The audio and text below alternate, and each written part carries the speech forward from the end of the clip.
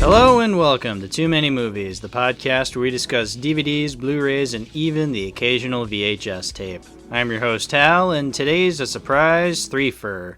So originally I was not intending on talking about 3 different movies in my collection on today's episode, but Sunday, as I'm recording this, last Sunday, was the 20th anniversary of Treasure Planet, the Disney movie that everybody claims to have forgotten, but everybody knows about. Let's talk about Treasure Planet, because I watched it on Sunday, and it is on Blu-ray. So I have it on this 10th anniversary edition Blu-ray, so I'm guessing that meant it was released 10 years ago, in 2012. And so here's my history with Treasure Planet. I did not grow up watching it as often as other Disney movies. I saw it more so later on in my childhood, not really something that I grew up with, but I did grow up with seeing the trailer for it a lot whenever I would watch one of the other VHS tapes I owned. I'm gonna assume it was on the Monsters, Inc. VHS that I used to have, because I mean, this movie came out in 2002, and that was 2001. So that's my best guess. I really couldn't tell you. I got rid of that VHS tape years ago, so there's no way of knowing. I mean, I guess I could go online. There is that community on YouTube, for those of you who don't know, where they just upload trailers and commercials at the beginnings of certain VHS tapes. This is really funny, I found the exact opening to a Thomas and the Magic Railroad VHS tape that I still own, but I found the exact opening to it on YouTube, like in full, from the Columbia TriStar logo to the Trumpet of the Swan commercial to like the Bear in the Big Blue House commercials that they had to like the Thomas and Friends books that they advertised at the beginning of the movie. Like they had everything. They had the entire thing uploaded to YouTube. It's freaking uncanny, like the fact that people will just upload these to YouTube. I'm getting off topic. I apologize. Okay, so Treasure Planet. So it's one I didn't necessarily grow up with, but I am familiar enough with it because I did watch it occasionally as a kid, occasionally enough that it did stick with me. So it's one that it depends on who you are. Like, people either seem to really passionately love it, or they think it's okay. They're just like, yeah, it's fine. It's not really anything that great, but it's fine. It's weird. At least nowadays. I guess back in the day, people were not as receptive towards it because it is considered to be one of Disney's biggest bombs. Not as big as Black Cauldron, obviously, but it was enough that it was worth pointing out, like, hey, this was a huge disaster, financially speaking. And I think it's a shame that, you know, that happened 20 years ago, and 20 years to the month, we're still seeing this happen where Disney will just not market something because they think it's too weird, and so this very weird movie does not get the reception that it probably needs. I mean, we're seeing this with Strange World right now, how that Disney's not doing any marketing for it, or barely any marketing, and it's failing at the box office. I mean, as of recording this, I have not seen Strange World, but from what I can see, it doesn't really look like to be in the same league as Treasure Planet. But again, I haven't seen it, so I can't judge it. Anyway, as for Treasure Planet, I feel like I'm going on a lot of tangents here. Let me just say, I love this movie. I love Treasure Planet. It's a great movie. It's a lot of fun. It's the story of Treasure Island. Let's start there. It's the story of Treasure Island, but in space, but also with old-timey pirate aesthetics. So people are in dresses, they're in pirate gears, but they ride on pirate ships, but in space. So, and it's very weird. And I feel like if you're not willing to be okay with this strange sort of amalgamation of sci-fi technology and old-timey pirate aesthetics, you're not really going to get into the movie, because admittedly it is asking a lot out of people. How it's just like, oh, in the future or this alternate timeline, spaceships look like pirate ships. It's like, okay, that's really stupid. But even though it is admittedly kind of stupid, it's creative. It's different. Like, you know how lame this movie would have been if it was just like a Star Trek ripoff where it was like pirates in space, but they were in like regular spaceships that you'd seen a million times. It's like, it would get boring, you know? It would just be the same old stuff, just something we've seen before. It'll be like an Alien knockoff or a Star Wars knockoff. It's like, that's the one thing you can't say about Treasure Planet. It's not a sci-fi knockoff. Like, it is its own thing. It is using aesthetics used in the original Treasure Island, I would assume. I'm not as familiar with the book. But that's the point. Like, it's in a different setting. So, like, it's original enough that it's unique. And you can't say it's a knockoff of anything because it is its own thing. Now, that's sometimes not enough for people, and I get that. And there are other things that people don't like about this movie. Let me say this. Let's talk about Ben. Ben is the biggest detractor for a lot of people. They really can't stand this character. He's played by Martin Short. He's supposed to be the Ben character from the original Treasure Island, who's like the stranded original member of the original pirate crew, and he's there to help them. So yeah, in this movie, he's a robot. He's played by Martin Short. He's kind of a nutcase, and a lot of people don't like him because he's kind of like the Jar Jar Binks, where, yeah, he's played for comedic relief, but he's not funny because of how forced he is comedically. Like, now, say what you will about Martin Short. I think, personally, he can be very funny. I thought he was quite funny in Jimmy Neutron and in Prince of Egypt, and I do remember not being annoyed by him in Madagascar 3. He's not a terrible comedian, per se, but he can be a bit much at times. But I'm just going to say it. I actually don't mind him here. I think Ben is actually very, very funny.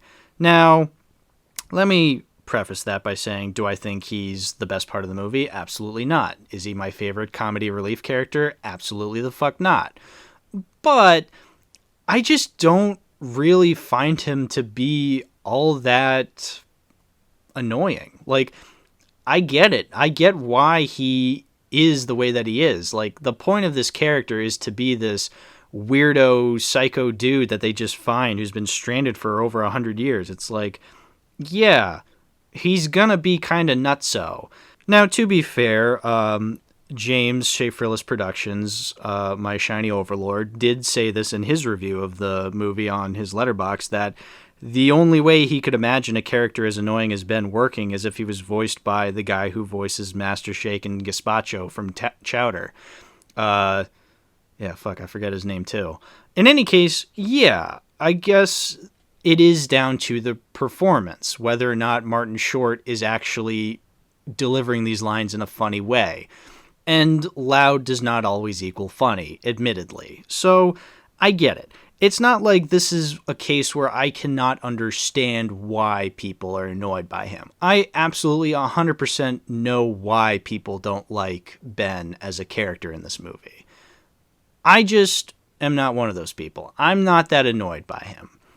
But as for the rest of the movie, it's honestly really freaking good for what it is. Jim Hawkins could easily be a terrible main character. Like, he's like the rebellious teenager. It's like, oh, haven't seen that in like everything else in the history of ever. But like, it actually works here because he's not as annoying. He's not like, and he's not even really a rebellious, terrible kid. He's just been handed a shitty hand in life. Like, and it's not even like it's given to it's not like beating us over the head with it. Like, it's delivered pretty smartly. Like, and he's not like an unlikable character either. Like, when Long John or Captain Amelia or whoever is like telling him to do something, like he does it. He's not like a jackass about it. And I like that. I like that it shows that deep down he is a good guy. Like, you know, whenever it comes to rebellious asshole teenager types, the filmmakers would muck it up and they would just have him be like this total asshole to everybody. And then the movie insists that like, oh, deep down they're a good person. It's like, no. I buy that Jim is deep down a great person. He's just, like I said, been dealt a shitty hand in life. And I like that his relationship with Long John feels natural. Like, the two of them have their spats where they don't get along, but they also do feel like they respect each other. And I like that. So I'm not as familiar with Treasure Island, the book, as I've said numerous times. The extent of my knowledge of Treasure Island is this movie, Muppet Treasure Island, and Russian Treasure Island with the fucking Chad that is Dr. Livesey. And out of all three of those movies, this has the best iteration of Long John Silver I have seen. Now, don't get me wrong, I'm a fan of the really wacky animated version in Russian Treasure Island, but he does not hold a candle compared to Dr. Livesey. And I am a fan of Tim Curry, obviously. Who's not a fan of Tim Curry? I mean, come on, honestly. But I don't watch Muppet Treasure Island for the drama between Jim Hawkins and Long John Silver. I'm watching it because of the jokes, and Gonzo saying he wants to join the NBA, and Rizzo saying, but this is a kid's movie. And that one scene where those rats are having a tour around the island from Muppet Treasure Island. It's like a little bit of fourth wall breaking. I should stop right there. I need to make a whole episode on Muppet Treasure Island. Don't you worry. I think I own it on DVD. In any case, this movie definitely has my favorite characterizations of these specific characters. Because this is the one I take the most seriously. As I said, Muppet Treasure Island and Russian Treasure Island, I get more ironic enjoyment out of mostly, or just legitimate laughs. Here, this is the one I feel like I can take the most seriously, and I appreciate that.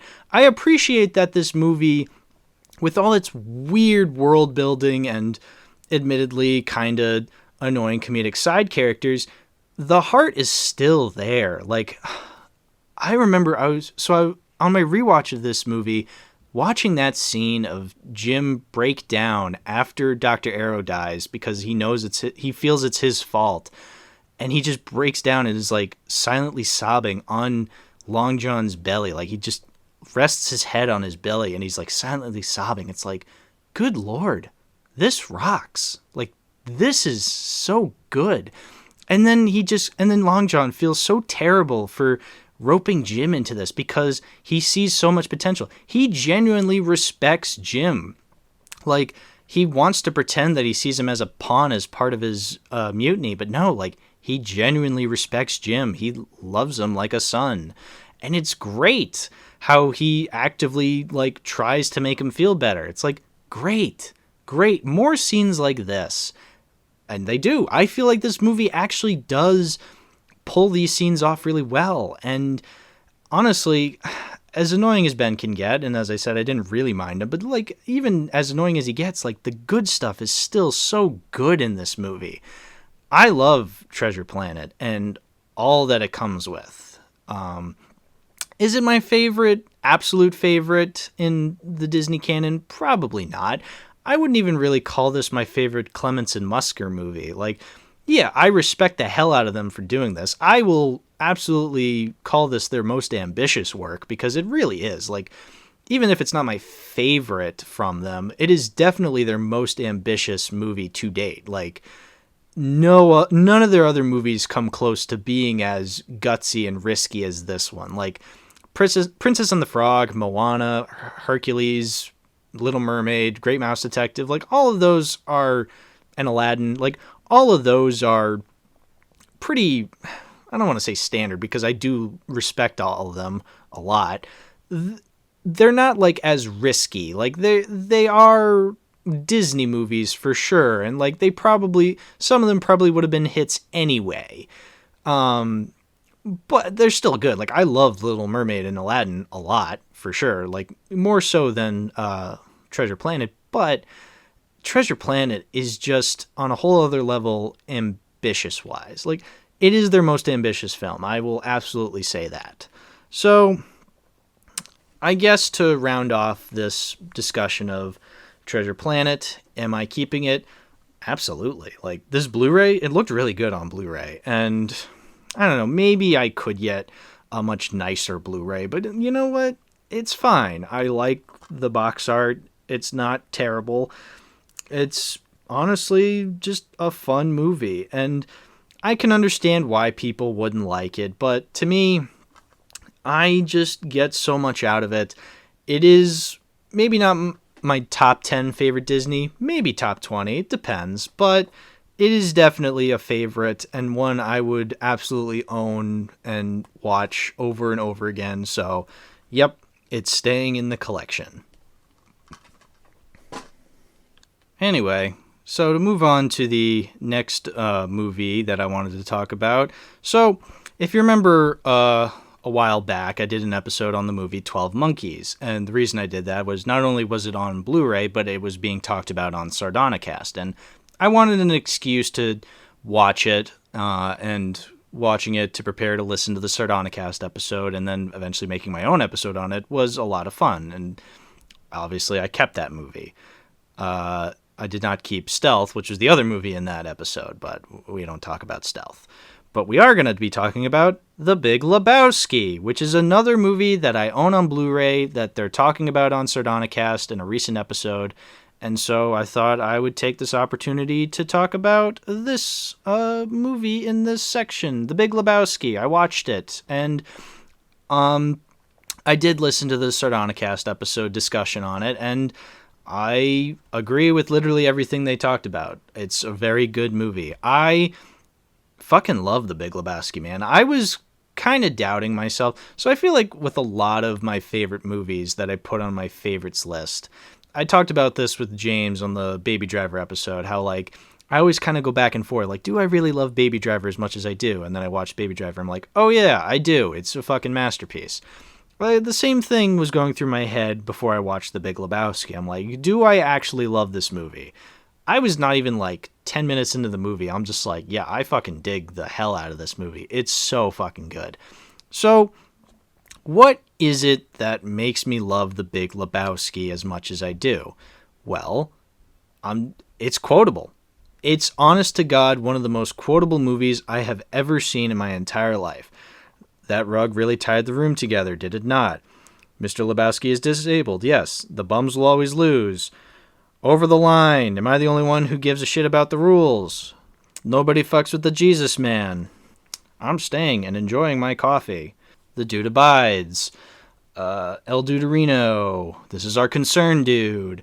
And a personal favorite of mine on my most recent rewatch, Nihilists? Fuck me. I mean, say what you want about the tenets of National Socialism, dude. At least it's an ethos. Like, so many good lines. That's not even half of the good lines. That's not even a quarter of the good lines in this movie. There's so many more lines I could just recite. I could recite the entire fucking movie and you'd all get it. You'd all understand the appeal of this hilariously hilarious movie.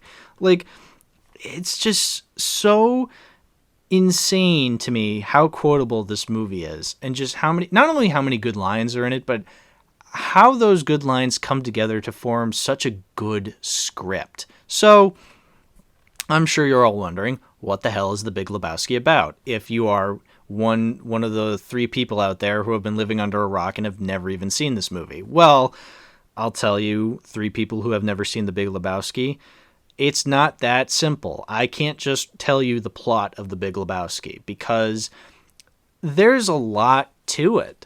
There's a lot to this movie, and it's because the movie is not plot-driven, it is character-driven. If it was any other movie, it would be plot-driven, because there's a lot that happens plot-wise. But it's all because of the characters, and it's the characters that make this movie. Most notably, the main character, the dude, played by Jeff Bridges, how he's just like this mellowed out stoner who just has no agency in anything. I remember a while back we talked on the Big Trouble in Little China episode with William, how we talked about how that movie has a main character who has no agency in the story. It's kind of the same thing here. Like, the dude has really no agency in this movie. Like, if he just never really pursued anything, he would not have any reason to be there. Like, had the guys just beat him up and he was just like, well, whatever, that was weird, which he most realistically could have done, like, there would be no movie. Like, he would not be a part of it. Honestly, if that guy had not pissed on his rug, nothing would have happened. Like, we would have gone about our day and we would not be watching the madness that goes down in this movie. So he's just such a passive dude. Everything just sort of happens to him and nothing really gets accomplished because of it. Like, and in any other movie, that would seem kind of frustrating. It's like, well, gee, like, why are we watching this character just dick about? Well, you just kind of have to watch, because watching the dude interact with these people, interact with anybody really in this movie, is just fascinating. Because most often than not, he's like this really chill dude, this really mellowed out stoner, just do nothing, lies around all day kind of guy. Except when he's around another character, Walter, who is one of the funniest characters I've seen in a Coen Brothers movie. Walter, played by John Goodman, is a nutcase. And it's really funny how he's supposedly best friends with the dude, because the dude in every scene is always yelling at him and calling him like an idiot and just telling him to fuck off. And he's the most not calm when he's around Walter, his supposed best friend. And that's really funny. Like, that's just so hilarious to me. And that adds to the comedy. Like, that it really adds to these characters and their dynamic, because you're just like, well, then why are they friends? But then you watch them and they're just like, fuck it, let's go bowling. It's like, okay, like, I guess we won't really need to delve into that. And it's like, well, great, because that's not what the movie's about. The movie is just about these characters interacting in this story that they really have nothing to do with, but that's what adds to the comedy. Seeing their egos just clash with other characters' egos is just brilliant. Steve Buscemi did not have to be in the movie except to die, and he really still plays it like a champ. Like, he's so good in this movie, how he's just like, he always looks like he's so bewildered and just does not have any idea what's going on. Julianne Moore, I'm not usually a fan of in movies, but she's really good in this movie. She plays like this pretentious feminist artist, and she's awesome. John Turturro as the Jesus. Like, I mean, man, like, not only am I a fan of John Turturro as this Jesus character, who's just really funny, you know, nobody fucks with the Jesus man, but also, like, I realized this time around, I love Walter in those scenes as well, because every time, like, Jesus comes over and he's just like acting like tough shit and being like this like force to be reckoned with the dude and Walter, and Walter's just staring at him like, whatever, man, like, I'm not affected by anything you say. Like, he literally will just say nothing as the Jesus is just ranting the whole time, and then the Jesus walks away and Walter just looks at Jeff Bridges and goes, 8-year-olds, dude. And it's brilliant. I love that. It's so good. I love the face John Goodman makes every time the Jesus comes on in a scene. It's fantastic. Oh, and by the way, there's only like 2 scenes with the Jesus, and yet he's one of the most memorable characters in the movie. Another character you rarely ever see, there's David Thewlis is in the movie. He plays this video artist with Julianne Moore. He just shows up for one scene, and then he's not in the movie anymore, but he has this really wonky laugh, and he just doesn't really give off good vibes. He's just kind of there, and then he's not in the movie anymore. But you're like, who was that guy? There's also the Nihilists, and my God, every scene they're in is just so funny. I love the climax when they're getting ready to fight with the dude, and Walter's just so unfazed by them. He's just like, you bunch of fucking crybabies. Like, oh God, like, the interactions between them is so funny. Philip Seymour Hoffman in this movie, such a fucking champ. Like, holy shit, every line delivery of his is so good. And he's not a major character. Like, he's like the pushover assistant secretary type character to the Big Lebowski, to Mr. Lebowski, the other character named Lebowski in this movie. Yeah, there's another character named Lebowski. He's pretty much the Big Lebowski. In any case, he's so good. And one of my favorite details, and I especially loved it this time, how like he does call the dude, but he just says it in a way that is so funny, like in his own way. Oh God, the way he says, "This is our concern, dude." It's so good. I say that almost all the time. It's so funny to me. "This is our concern, dude." It's so good. It's so unbelievably hilarious to me that this movie is so quotable. And yeah, every time I talk about a comedy on this show, I am just reciting like specific scenes that make me laugh, and I go, "This movie is so funny." I feel as though that is sort of a pattern when it comes to comedies whenever I talk about them on this show. But can you blame me? It's like comedy is a very weird genre the more I'm thinking about it, because a lot of it does boil down to specific scenes that just make me laugh. Like, this is the only genre where like specific scenes can really define an entire movie to me, I'm realizing.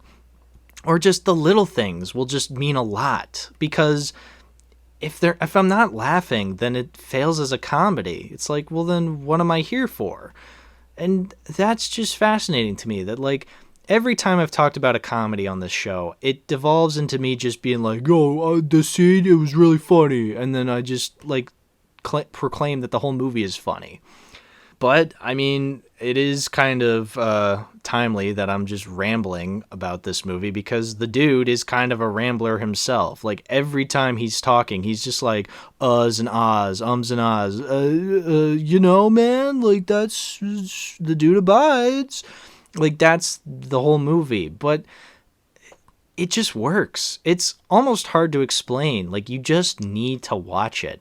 And if you really haven't watched it yet, like, you need to see this. I know I say that with a lot of movies, like, "Oh, if you haven't seen this yet, you need to." But it's like, it's true. Like, if you're a fan of film, you need to see The Big Lebowski. Like, it's one of those movies that needs to be seen if you're a fan of film. If you're a fan of the Coens and you haven't seen this, which I would find highly impossible. Like, if you're a fan of the Coens and you haven't seen The Big Lebowski, like, come on, man. Like, it doesn't matter if you've seen No Country for Old Men and Fargo. Like, if you have not seen The Big Lebowski, are you truly a Coen Brothers fan? Like, are you truly a Coen Brothers fan? Really think about it.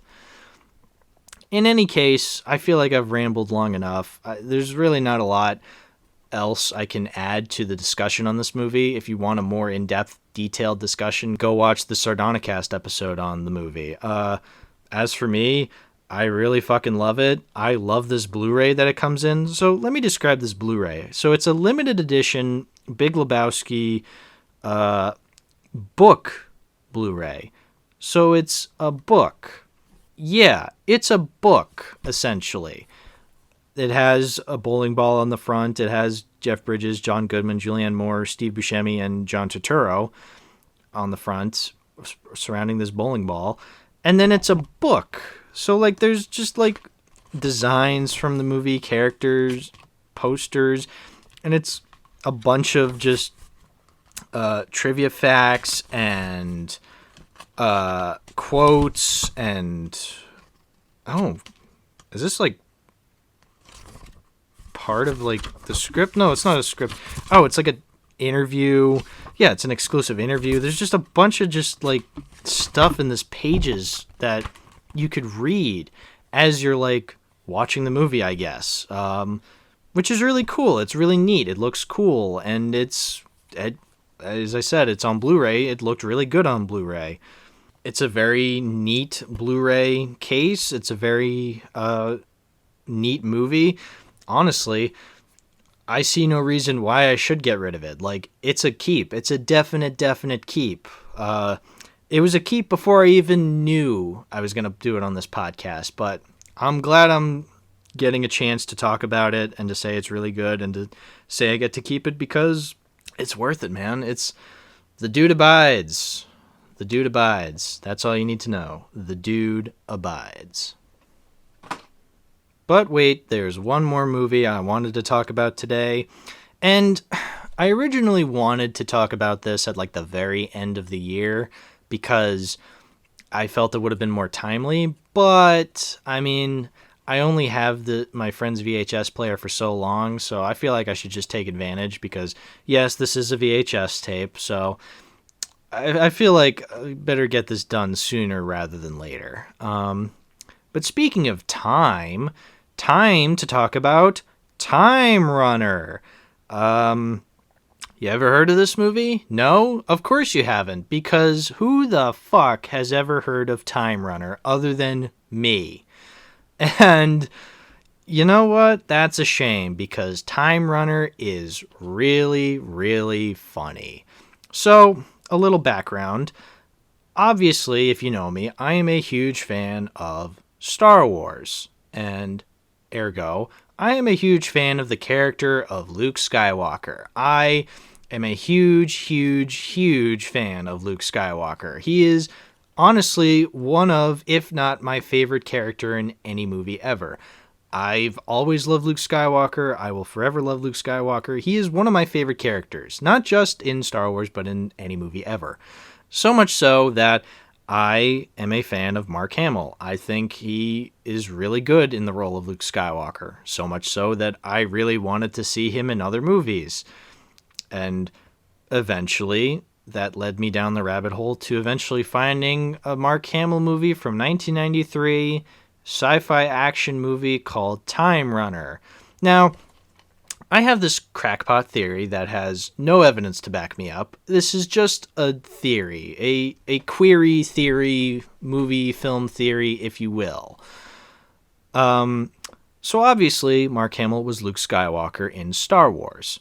Harrison Ford was Han Solo in Star Wars. Harrison Ford was also in a bunch of other movies other than just Star Wars. He was in Indiana Jones. He was in Cowboys and Aliens, Secret Life of Pets 2. He was in this movie that I remember seeing a trailer for back in 2010. It was called like Extraordinary Measures or something like that. And I always had this idea like, what if nobody went to go see that movie in theaters? Like, would they just play it to an empty theater? Like, that's what I remember that movie for. I still have not seen that movie, but I just remember seeing Harrison Ford as a doctor in the trailer yelling and thinking, do you think he put on that performance and then, like, they played it in a theater and nobody went and saw it because who the fuck wants to watch a boring-ass doctor movie with Harrison Ford in it? Anyway, off on another tangent. Back to the realm of reality where I'm talking about Time Runner. So, obviously, Harrison Ford, not only was he in Star Wars, he was also in another sci-fi hit, Blade Runner. And Blade Runner is seen as one of the greatest sci-fi movies ever made. It's a cult classic. It's dark. It's deep and profound. It is, again, one of the greatest sci-fi movies ever made. I need to make an episode on it someday. And I think old Marky Mark got a teensy bit jealous because, hey, how come he got to star in 2 sci-fi classics? Gee, Harrison, 2 sci-fi classics? I think Marky Mark wanted a little bit of that Blade Runner respect that Harrison got. So he's like, you know what? I'll make my own Blade Runner with blackjack and hookers. And so then he made Time Runner. A mere 10 years after Return of the Jedi, 11 years after Blade Runner, and also 9 years after Terminator, because this movie is a time travel movie. It's a movie where Mark Hamill goes back in time to the first Thanksgiving to get turkeys off the menu, except he doesn't. He goes back in time to the early 90s from the far-off distant year of 2022. So yeah, to get into why I wanted to talk about this movie this year, or at the very end of the year, is because it takes place, the future stuff at least, takes place in the year 2022, which I think the filmmakers just wanted it because it's like, oh, that sounds like a distant year. It's like, yeah, it does. Unfortunately, the specific date it takes place on is October 6th, 2022, so I really missed the ball on that one. But in any case, 2022 is the year where it takes place in the future. After this year, it will no longer be in the future. It'll be succumb to the past, where in retrospect, it'll be seen as embarrassing. Remember when 2015 was years away? Well, take that, Back to the Future Part 2. You look real stupid now, don't ya? In any case, so in Time Runner, Mark Hamill plays a resistance soldier? Agent? Regular guy? I don't know. You know what? This calls for reading the back of the box. So, Mark Hamill, in parentheses, the Star Wars trilogy. Yeah, did you know that Mark Hamill was in the Star Wars trilogy? Pfft, news to me. Stars as a heroic space captain battling to change his violent fate and the destiny of planet Earth in this explosive sci-fi thriller. Oh, he's a captain? Yeah, that wasn't explained very well. Michael Rayner, Hamill, a name destined to be amongst the greatest in sci-fi movies. Rick Deckard, Luke Skywalker, Captain Jean-Luc Picard, Michael Rayner. Yeah, it really rolls off the tongue, don't it? Travels back in time from the year 2022 in a desperate attempt to save the world from a brutal alien attack. But perhaps an even greater threat is their cunning leader, Brian James, Blade Runner, the player. Oh yeah, Brian James, another connection to Blade Runner, because he was Leon in Blade Runner. And he plays, the leader. Oh, so this box spoils, like, a twist in the movie. Or was it not supposed to be a twist? Huh. Interesting. Who's positioned himself as a U.S. Senator on the political rise. Rayner teams up with a sexy double agent, Ray Don Chong, Tales from the Dark Side and Soul Man, to stop the alien leader from ascending to the presidency and ultimately conquering the universe. Sexy double agent. Oh, yeah, so I found out this time. So the main female lead, Karen, played by Ray Don Chong, is supposed to be an alien. She's like a double agent, but she is from the 90s. And yes, so the twist of the movie is that the aliens invade, but they had infiltrated Earth like years before. So in the 90s, Brian James is like this senator who's rising in political power, and eventually he becomes world president in 2022, and then when the aliens invade, he's like, we'll do nothing about it, and that's why they invade, because he infiltrated. It was an inside job. But Ray Don Chong is a double agent, so she plays a scientist lady in the early 90s when Michael Rayner goes back in time to the first Thanksgiving. But she acts confused when she sees a spaceship from the future that time travels to their time. But then it's a twist reveal at the end. It's like, oh, I was a double agent. I was helping you the whole time, even though I was an alien. I think. And also, sexy double agent. Sexy? Like, this is going to sound really weird, but... And this isn't to be mean to the actress. I did find her quite attractive, but, like, I don't think the movie was going for her being a sexy double agent. Like, when I think sexy double agent, I think, like, a character the movie's trying to sexualize. Now, say what you want, but I truly don't think this movie was trying to sexualize the main actress. Like, she never has a tit shot. They never really show her in revealing clothing. Like, she's always dressed kind of conservatively. So, like, calling her a sexy double agent just seems kind of misleading from the back of the box. Again, I did find her quite attractive, but that's, like, I don't know, like, that's just me being weird. Like, I don't think the back of the box necessarily understands that, because it's trying to appeal to, like, the general audience, and I don't think the general audience, yeah, and it's sounding kind of mean, but I'm just going off of what the stupid back of the box is saying. I'm thinking as a marketing exec, and I'm trying to think, like, less human because of it, but me, I'm a human, a weird human, I do find her attractive. I'm obviously sounding like a complete babbling idiot at this point, so I'm just going to say very stupid back of the box. That's my point I'm trying to make. And also very stupid movie. I am shocked that Red Letter Media has not talked about this movie yet. This is best of the worst gold. I'm telling you, like, the VHS I have this on, I feel like I could see this. I can envision this being on the best of the worst table, and there's so many line deliveries and so many funny ass scenes out of context that I could just see playing out, and then having Rich Evans laugh just belt at the end as if it's like a punchline to a joke. Like, it's uncanny. Like, this is the best movie that Best of the Worst has never talked about. It's ideal. Or maybe I'm just saying that because I think it's ideal. Maybe, I don't know. I'm not part of Red Letter Media. What the fuck do I know? But in any case, like, it's just so funny because it's a stupid, stupid movie. Like I said, it makes no sense. The time travel makes literally no sense, obviously, because it's a fucking time travel movie. Like, I'm not kidding. Freebirds made more sense than this movie in terms of time travel. But I don't care. I love the hell out of this movie. It is so hilariously incompetent. I love hilariously incompetent films, as I've said before. Like, there's a reason I got rid of Frankenfish when I did, because it was not as hilariously incompetent as it could have been. This movie, this is the movie I wanted out of Frankenfish. This is a failure, and I love it because of that.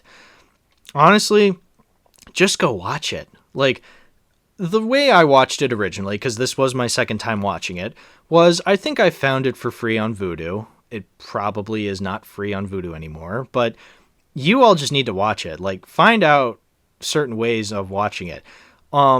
Unfortunately, this is as high a quality physical release as we're going to get of it, unless, I don't know, Vinegar Syndrome or Shout Factory or somebody takes one for the team and actually puts it on like a nice Blu-ray, because Time Runner just does not have a DVD release or a standard Blu-ray release. New Line Cinema is probably very ashamed of this movie. Maybe Mark Hamill's really ashamed of this movie. I mean, I'd be if I was Mark Hamill, but I'm not Mark Hamill. I'm Hal, and I fucking love that it's embarrassing for Mark Hamill. I love it lots. It's so funny. It needs to be seen to be believed. I'm keeping this VHS tape out of necessity because it's the only physical release I have of this movie, and honestly, it works as a VHS film. Like, if this is all it's ever going to be on, so be it. It probably deserves it because it's not very good. So, I don't know. Find it online somewhere. You'll find it. It's probably not that hard to find. I mean, it's not easy to find, but it's... Go sailing the high seas to find it. You'll find it out there, I'm sure. You need to watch it. Trust me. Here's a reason. Here's a incompetent thing I forgot to mention about it. There's no aliens. So there are aliens, technically, but the aliens in this movie look like humans, and that's the point. There's a scene when, like, the humans are shooting across a tunnel, and there's, like, this army approaching them, and it's supposed to be the aliens. They just look like standard army guys. Brian James never turns into an alien. He just is always Brian James, but sometimes he has an alien voice where they just put a voice filter over it, and it sounds distorted. It's just like, oh, give me the child. It's like, oh, so now I guess he's an alien now. Okay, cool. Yep, that's how, there, I've convinced you. Have I not convinced you? I don't care. Go watch it anyway. In any case, that about does it. I have talked about 3 movies. I'm keeping all 3 of them. So today was a win in my book, honestly. That's an absolute win. 3 movies kept in the collection. So, thank you all for watching and listening, and I'll see you all next time when I talk about more movies with... maybe guests. I'll be talking about movies in the next episode. That's kind of my thing here. We kind of talk about movies on this podcast. Anyway, see you all later. The dude abides.